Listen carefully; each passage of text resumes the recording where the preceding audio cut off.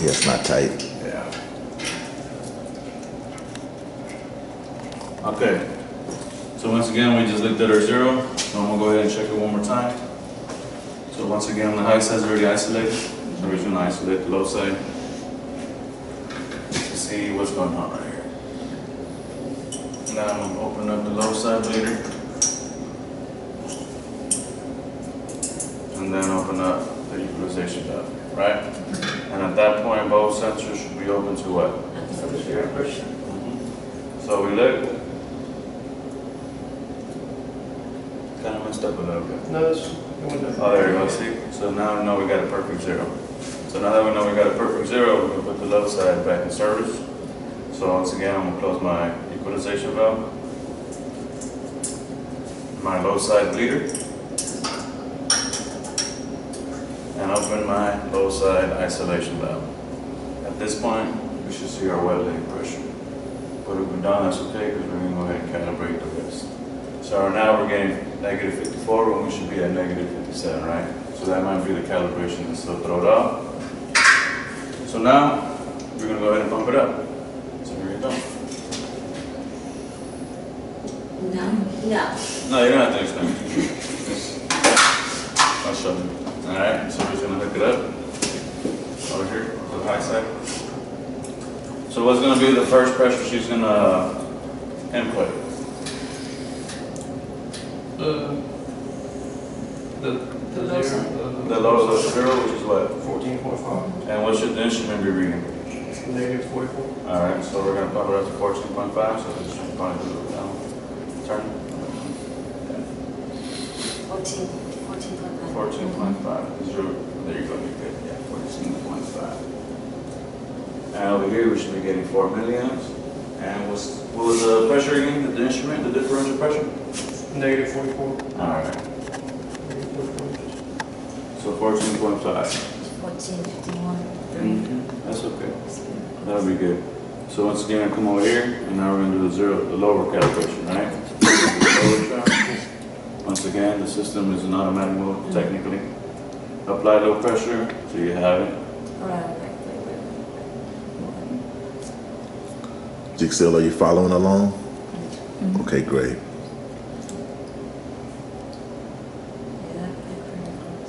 Alright, that's okay. That can be. So we're going to hit okay. And then what is the reading, Matt? Negative what? Should be negative 44. Negative 44. So let's see if it accept it. Bam. And we look at the meter, it's reading 4 milliamps, right? Because at negative 44, we go back to the overview. At 14.5, right? On the high side, minus your low side of 57, should give you negative 44. So we look right here. We're getting 58. yeah. So we're looking at that, right? Now the reason why it's not giving you 4 milliamps is why? What did we forget to do here? On the transmitter? No. What did we forget to do before we calibrated? Did we set our range? There you go. We didn't configure it. So go ahead and configure it. Ow.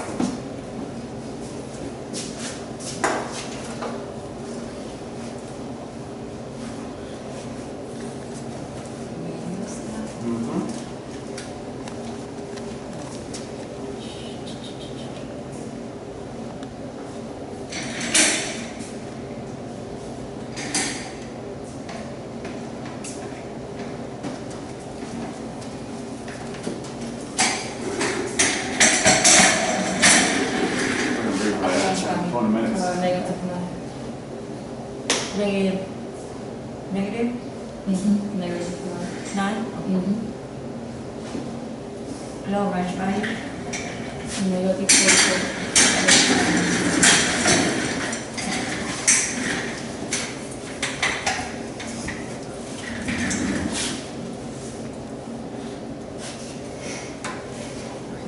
Alright, you send it. So once you sense it, the meter should go to 4 milliamps because we're still at 14.5. Yeah, just one. Got it? Yeah. And there you go. So now go ahead and let's calibrate the upper range. Is that right? Yeah, it's okay. It's a strong magnet.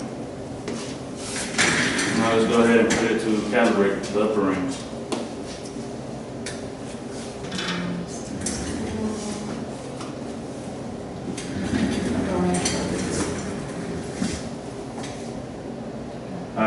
So now, what's the air range on your pump?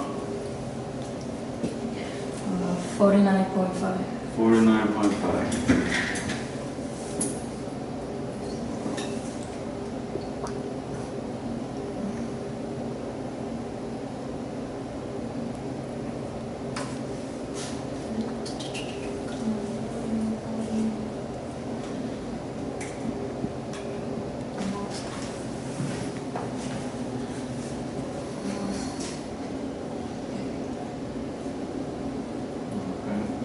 What's the differential pressure?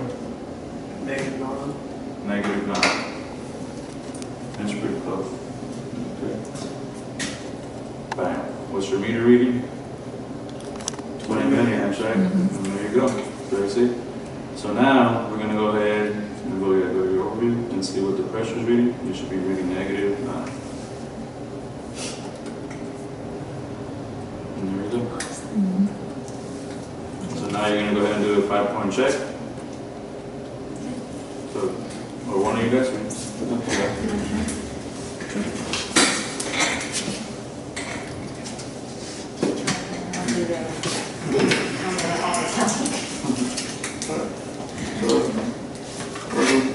back and do So remember, go ahead and just connect the front if you want to do that.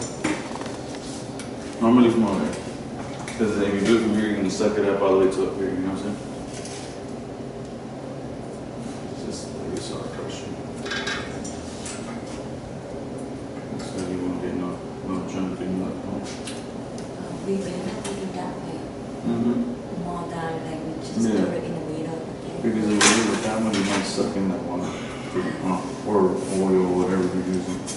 So you normally just want to, so you want to suck it out there.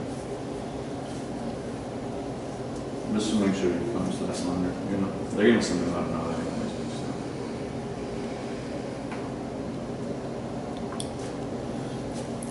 Matt, can you talk me through what you're doing? Inputting the lower range pressure, which is 14.5 inches of water. And we should be Which getting, is the first point of 5-point check. look at that, we're getting 3.97 there. Is that good right there, or do we need to calibrate that? It's good because within a percent. I would accept that if I was a QA or a QC, I would accept that. If I was a supervisor and you spent another hour trying to fix that, I would be pretty upset, because I would say you're wasting time, you know, when this instrument is already in specification, it's reading within tolerance. You know, one of the things that they used to like about me is whenever I would get to the instruments and I seen it was in tolerance, I would quickly put it back in service and move on and go drink coffee somewhere. But I worked with guys that would try to get that little tolerance out, and they would be on that instrument way too long, and they would end up getting terminated because they kept the instruments out too long for simple things like that. Supervision became impatient with them. So, you know, we need to know what specification engineers are looking for. And once we know what specification the engineers are looking for, if that instrument's within those specifications, especially within the close side of it, where it's close to the right reading, we need to put that instrument back in service as quickly as possible. I mean, I want you guys to be good, but there's a time and place to play with these instruments. You play with them when you're doing training or when you're at a bench, but when these things are in the process and in service, you need to get that instrument fixed, calibrated, and back online as quickly as possible. Okay? You guys are doing good.